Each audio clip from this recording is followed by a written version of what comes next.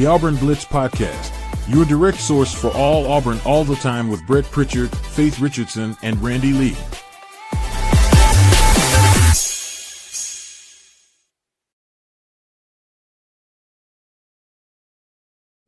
What's up, everybody? Welcome into the Auburn Blitz Podcast here on this Tuesday morning. We're glad that you have joined us wherever and whenever it is that you decide to join us each and every day and make an Auburn Blitz a part of your daily Auburn athletic intake.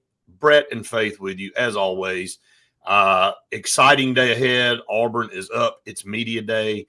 I mean, this is the day we've been talking about for a while, Faith. A lot of interesting things yesterday, but we don't really care. We're focused on today, but we are going to recap what happened yesterday. Yeah, I'm really excited for today. We've got a pretty jam-packed day, I'd say. But yeah, looking forward to it for real. And before we get started, as always, want to thank our partners. We couldn't do the show without them, or you out there that watches. So please go subscribe if you have not done so. Help us continue to spread the word. Sensagreen. Sensagreen for air that's cool and clean. Call in Sensagreen. They are the carrier experts in the state of Alabama. Proud supporter of Auburn University Athletics and a proud supporter of the Auburn Blitz podcast. It is scorching hot. It's not even fun to be outside right now. So making sure you're going into an air-conditioned house, apartment, whatever it is, you don't want your AC unit to break, and carrier units are the most reliable that you can get. Sensagreen will save you thousands of dollars installing one. And you do not want it broken. I can tell you that. And if it is, you can't wait to get carrier unit installed in Sensagreen to come out of your house like Jason. We're going to be catching up with Jason hopefully a little bit later. Scout Program Management, a full construction management firm located in Birmingham, Alabama, but they serve the Southeast. Major projects they're in charge of, making sure the client gets exactly what they're paying for when you're spending millions of dollars on a new school build, a renovation, an addition. You want to make sure the contractor is doing it to scale and to the plans, and that's what Scout Program Management does. They basically take over for you and make sure it's done correctly. So call Scout Program Management today. Check them out. If you're even contemplating doing that, you need to be calling them. Bunkers in downtown Auburn. They've got 50 parking spaces downtown, which is crazy. But they also have a bunch of different golf simulator bays that you don't even have to just play golf on. They've got 27 different sports. So you can participate in any of those sports, and you don't have to wait for the cart girl to come around. You can just walk right up to one of their bars. They've got happy hour deals all the time going on, and they also have awesome food. I miss them. Miss my steak sliders. Well, we got to fix that. We got to remedy that. It's on us. All I can say, we got to make some time to do it. And if I see a cart girl come through Bunkers, that means I don't know what it means, but they do have people come by and they'll serve you right there at your bay. All right. Sankey yesterday, you and I talked about it the day before. What's he going to say? Is it going to be earth shattering? Is this going to be, we were looking forward to it. We were like, maybe Greg Sankey gets up there and really clears the air. He's going to clear the air. He's going to help everybody. He didn't say anything. I mean, he said a lot, but it had no substance. We'll talk about this real quick. Faith, 8 teams or 9 teams on the schedule, SEC conference. That was discussed. He didn't really give a point there. I mean, he kind of went back and forth. The new settlement, the ruling, he didn't clear anything up there. If anything, to me, it's more muddy now than it ever was. He also said that college sports wasn't broken, but it's under a lot of stress. I guess we can start there. I guess that's probably accurate, but if it doesn't change, if it continues down this path, and if people like him who are commissioners and who are looked at, he and the Big Ten commissioner as the really heads of college football now, if they can't get up there and clear there, I don't know who the hell can. I don't know who can come out and give us any clarity or any guidance on what we're doing here. We thought today, Faith, that he would say enough that we would go, okay, Auburn is on the wrong side of this, or Auburn maybe is on the right side of this. There's a quote I'll bring up here in a little bit, but he really didn't ever come out and say anything. So if he's somebody that makes up part of this sports committee, that we keep talking about, and he can't give a flat answer of what is right and what is wrong, and quite literally basically says that things are still in the works of what is right and what is wrong. Who are you supposed to turn to for questions? Who is supposed to guide you in this change if somebody a part of it can't even do that? Yeah, he was asked about what the coaches and the schools think about this, and the question was, every time I hear one of these coaches talk about the House NCAA settlement, they refer to listening to the advice of their lawyers and administrators. I'm curious if you guys have any meetings as a league to help your teams kind of see this course, to continue the metaphor of this this marathon. He's talking about marathon because he mentioned that multiple times, taking breaks, and he says, yes, we have water breaks on marathons if those are meetings. We provided updates leading into decisions, and the difficulty for us is you cannot implement the settlement until there is a settlement. Oh.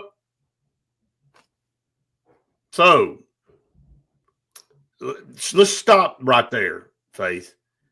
He said, we provided updates leading into decisions. And the difficulty for us is you cannot implement the settlement until there is a settlement. So what's the House NCAA settlement?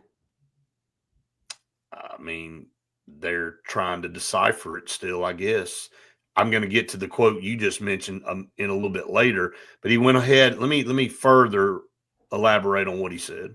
And this is quoting Greg Sankey. I've used a subgroup of coaches. We actually sent a note out to gather our coaches for another educational setting next week. We had video conferences with athletics directors, presidents, and chancellors last week. When I was here for the college football playoff national championship game in Atlanta, it was kind of lonely because I didn't have a team, but spent well over an hour on a video conference with our women's basketball coaches. We've done the same with our men's basketball coaches, and we use our meeting cycle regularly. The fact that change was coming, I think, was well presented.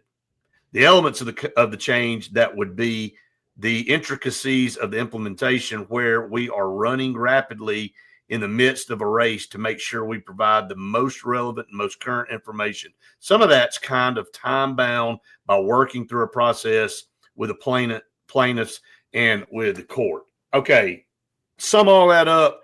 Ain't nothing been settled.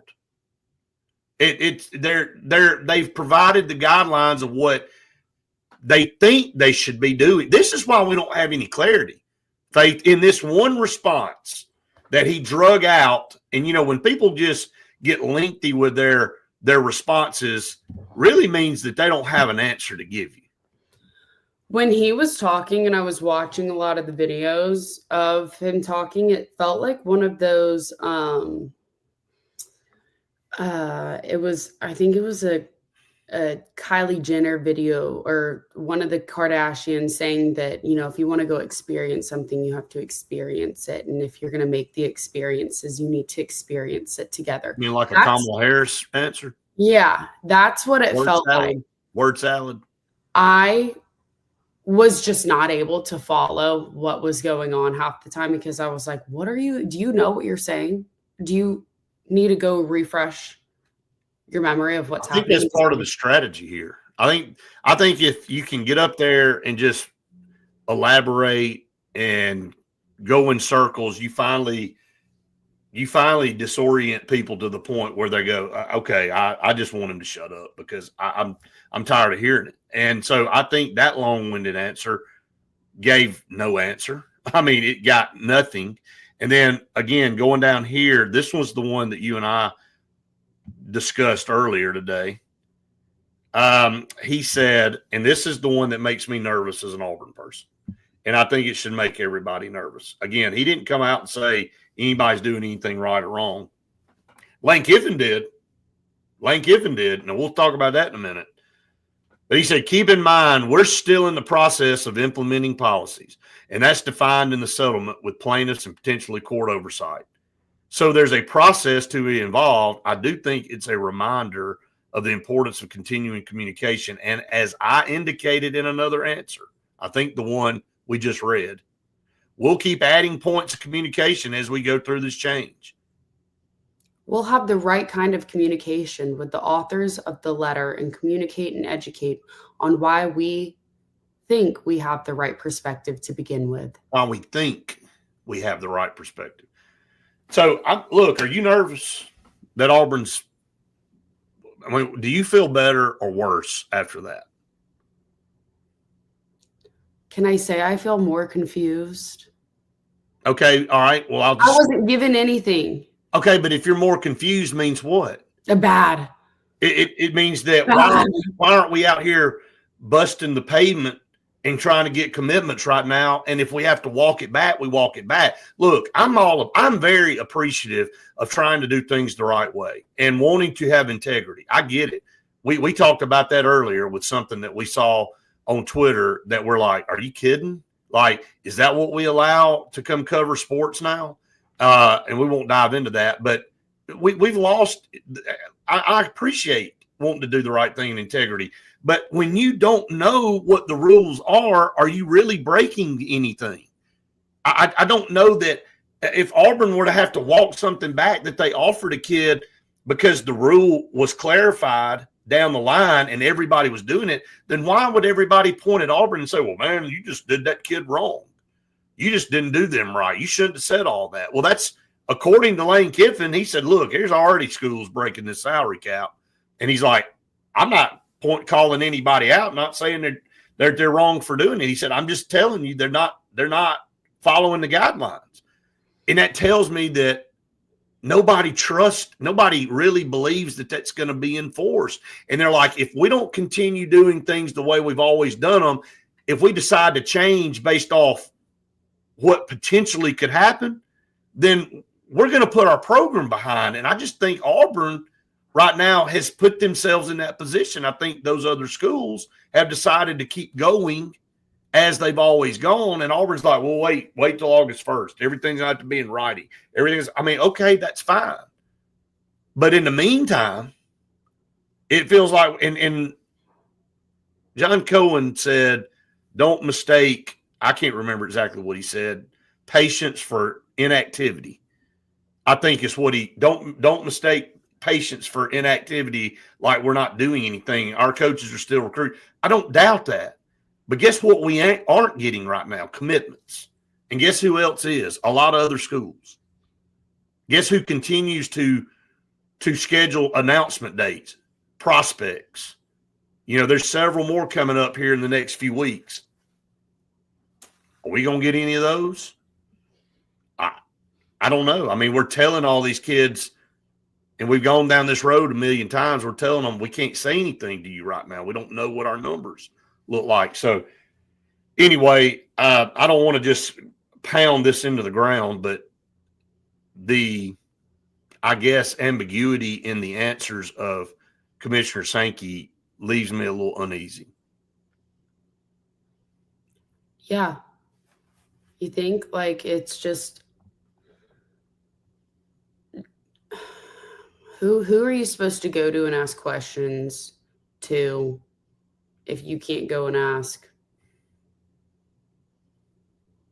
the commissioner? Well, and now he's not just a commissioner, Well, too.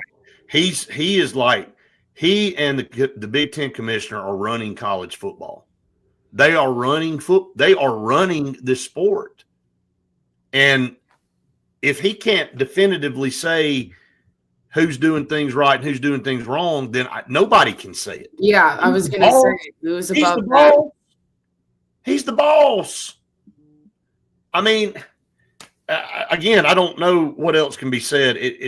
Like I can go through all these quotes, and there's just not anything. But it's the same thing in every single quote, right? So again, not going anywhere. Just to belabor the point, Greg Sankey didn't clear anything up for anybody. He just had a bunch of nothing, and so again, we'll hear from Hugh Freeze here in a couple hours. We'll hear from him here in about an hour. because he goes on at 9. So as we're doing this podcast, we're probably in the media room already. So now I want to flip. I'm not going to talk about all the coaches. Brian Kelly, it's apparent. Okay, we'll make some analysis on some of these. We won't go through everything, but I did want to hear what Lane Kiffin had to say because, again, we talked about it yesterday. A lot of it's tongue-in-cheek stuff with him. I don't know when to take him serious or when not to take him serious.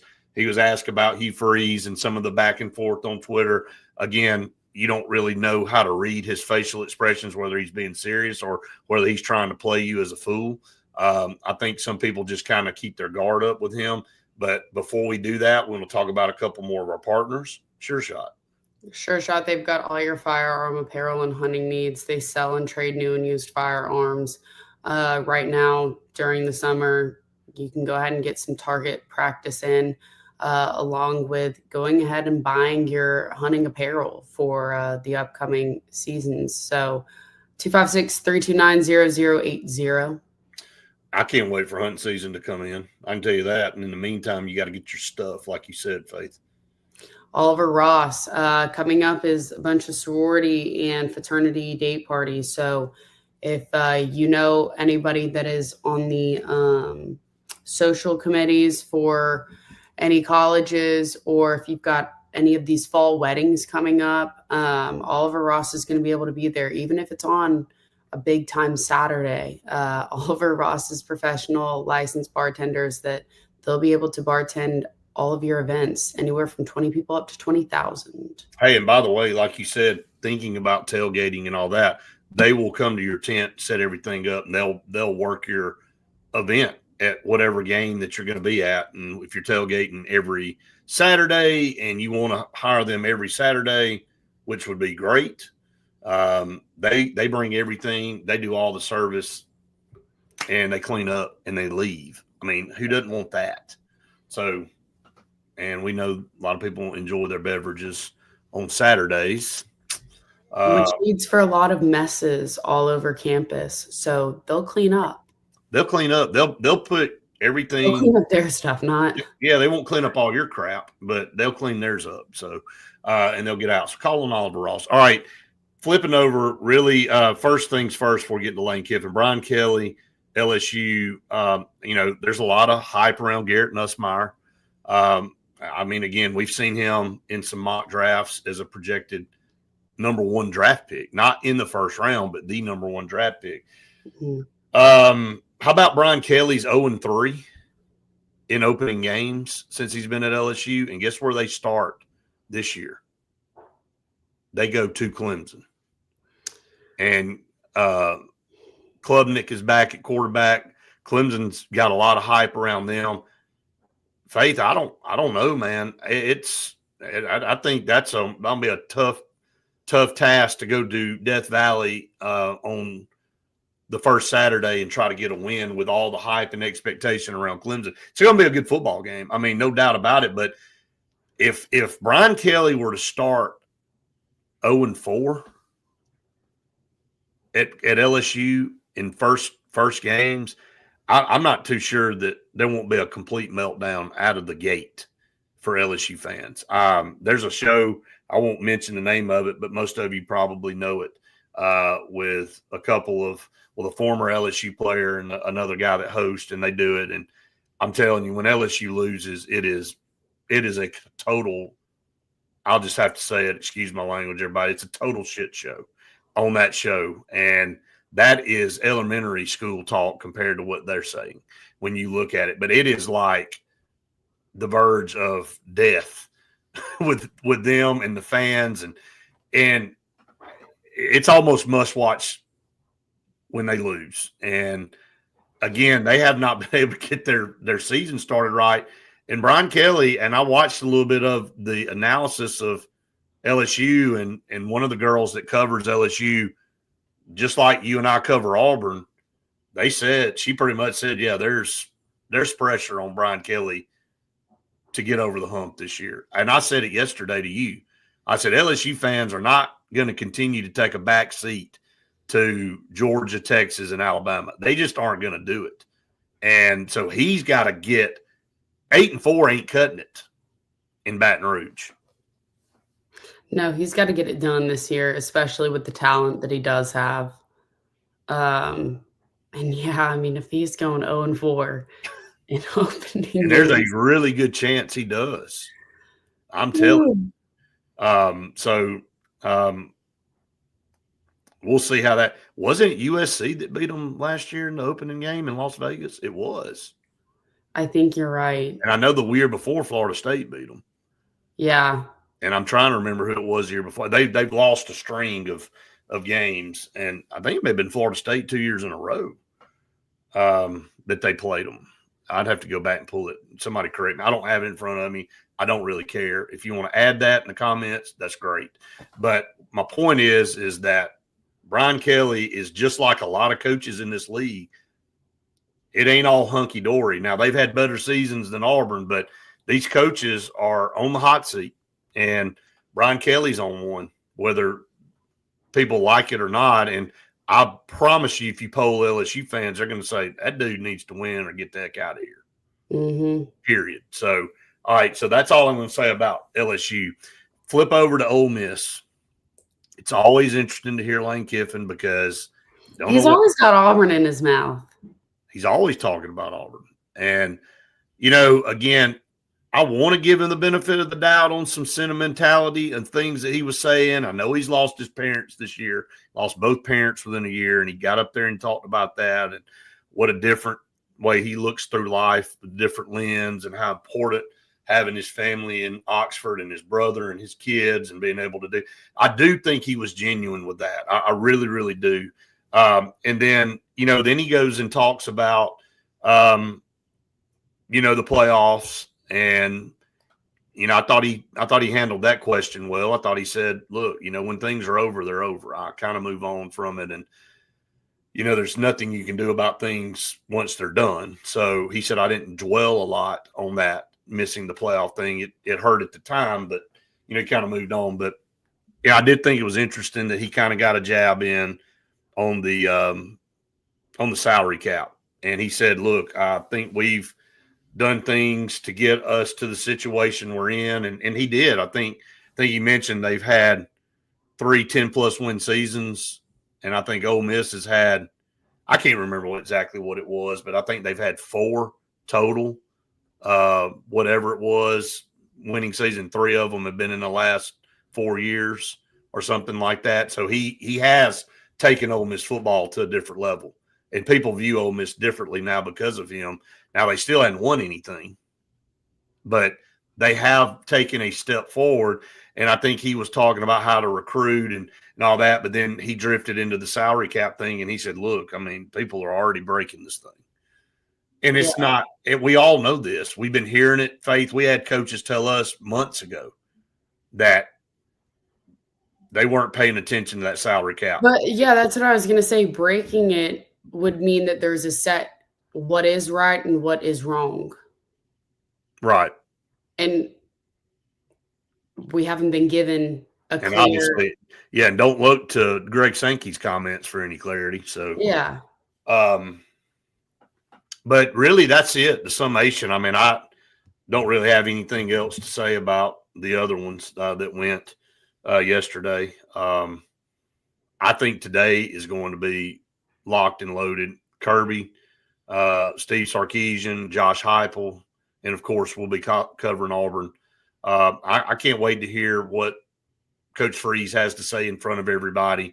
This gives the national media – we talk and we ask questions constantly. I'm not necessarily going to ask a question today of Coach Freeze. I want to hear some of these national media people have a shot at asking him some questions, not taking a shot, have a shot at asking some questions. So I know some of our local guys will jump in there too and ask some questions, but it's going to be more of us gathering info to go live after everything's said and done with our players and Coach Freeze and us trying to give an analysis. You and I may hang around for your favorite coach, Coach Smart, and the Georgia Bulldogs. should we stay for Georgia? We have to. I already said that I wanted to. So I was gonna say you're not gonna bring a barf bag into the room. So no, but you will see me sitting just like. Maybe you need to ask Coach Smart a question. No, I'm okay. If I open my mouth in that room, it's just probably not going to be anything. Regurgitation coming out. Yeah. So yeah, we're excited about today. And look, again, this is an abbreviated version of our podcast. Wanted to just jump on this morning to kind of recap what we thought about yesterday. And then of course we're going to give you a full rundown tomorrow of everything, but we will go live today at some point in time this afternoon, and we'll dive into that. So a couple more partners here before we get off. Faith, this morning, again, we appreciate everybody that jumps on and watches while we're live. We're actually not live. We're recorded. So if you're making comments and we're not responding, that's why. But please continue to comment on our recorded podcast as well. Old Number One Customs. Old Number One Customs. If you have a bathroom, a kitchen, outdoor living space, anything like that, Old Number One Customs will be in and out of your house in just 2 weeks to renovate, fully make it beautiful again. Brett, you've got them coming in later this week. We do. Yep, Thursday. Looking forward to it. Probably going to have all of our fixtures and tile and all that picked out. So if you're looking at, like Faith said, a rebuild or renovation, call them 334-752-6162. While you're at it, you might as well go ahead and get a home Atlas water filter duo installed by JFA Blue Plumbing to make Bill's girl Faith, everybody. Yeah, to make sure that you've got filtered water throughout every single one of your faucets. If you're going to be filling up that bathtub, you want to make sure that there's no nasty pink ring around and anything disgusting because you don't have filtered water. It's only $15.99. Call on JFA Blue Plumbing at 844-JFA-BLUE. All right. So, again, don't want unfiltered water coming through your house. Call on JFA Blue Plumbing. All right, Faith, busy day today. Looking forward to it. Again, we will have a live recap for everybody. Don't know what time. Just subscribe to YouTube and it'll give you an alert. And then, of course, we'll be on as well with Facebook. So make sure you tune that in. We will go live from Atlanta and kind of give you an update on some things, kind of give our take on what we hear this morning from Coach Freeze and maybe Coach Smart and maybe even Sarkeesian and Hype a little bit later on this afternoon. So, but as always, we hope everybody has the best day ever and a big old